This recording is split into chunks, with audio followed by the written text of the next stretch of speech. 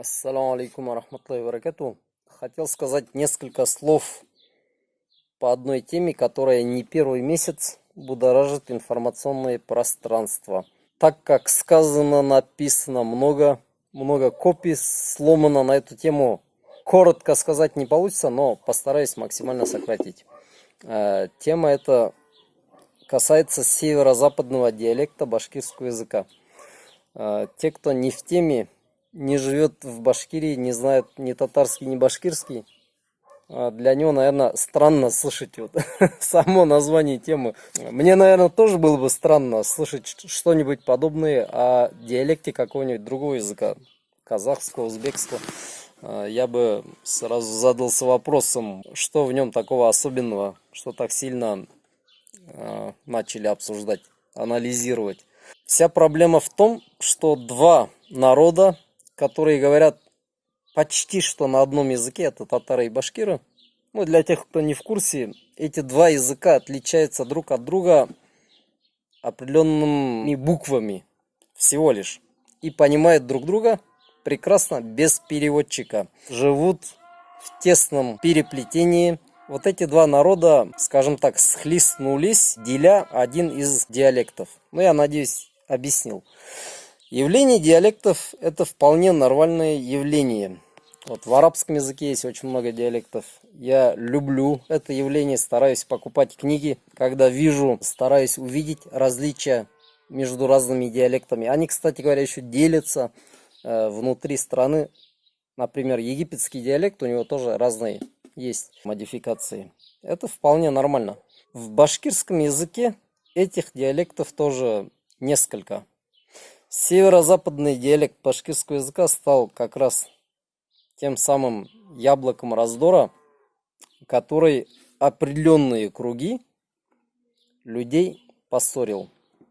Я не говорю мусульман, потому что там, наверное, большую часть вот этого, ну не конфликта, да, ну скажем так, спора. Конфликт это, наверное, слишком громкое слово, да. Спора составляют не мусульмане. Обидно, что мусульмане во все это вовлеклись. Я вот, кстати говоря, забегая вперед, хотел бы обратиться именно к мусульманам. Ну, вы-то не вовлекайтесь вот в эти споры. У мусульман должны быть свои приоритеты. Мы, мусульмане, верим, что праотцом всего человечества является Адам, мир ему. На каком языке говорил Адам? На северо-западном диалекте башкирского, что ли? Или на татарском? Да нет, конечно. Я даже не скажу, что он говорил на арабском, хотя некоторые усиленно это доказывают. Первый язык первого человека был абсолютно другим.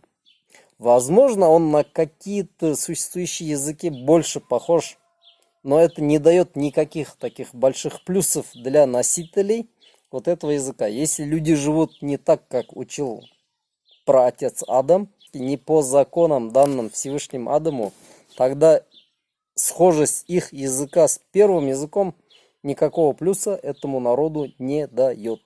Это я к мусульманам обращаюсь, сказал. Поэтому не вовлекайтесь вот в эти споры.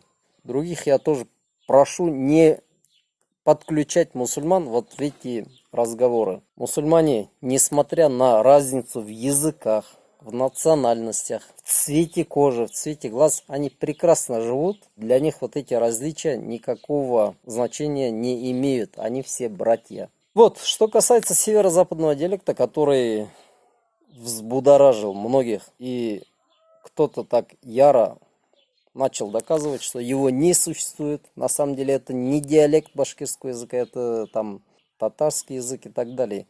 Нет, я вот вам честно скажу, то, во что я верю, этот диалект существует. Как он не существует?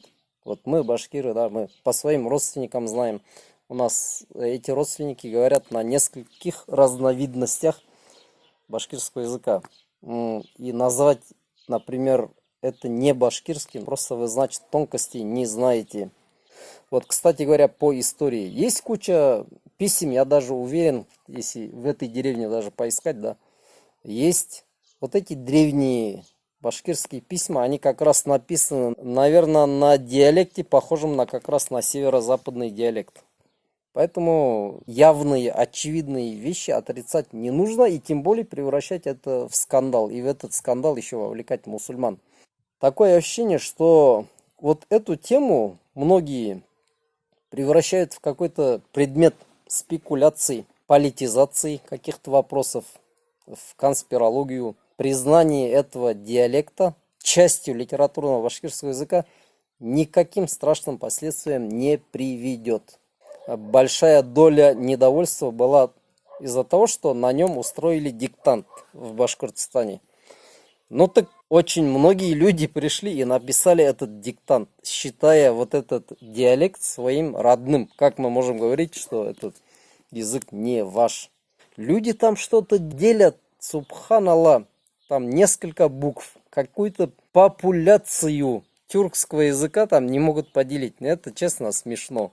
Вот придем мы к Аллаху, нам будут задавать вопросы: кто твой Господь, какова твоя религия, кто твой пророк. Неважно, на каком диалекте ты скажешь правильные ответы. Если эти ответы будут правильные, то хорошо. Если ты даже на чистом литературном, кораническом попытаешься сказать что-то, но это будут неправильные ответы, то это тебя не спасет. Я не хотел эту тему поднимать, просто уже не утихает эта тема, решил высказаться. Надеюсь, от этого будет какая-то польза всем нашим собратьям, тюркам.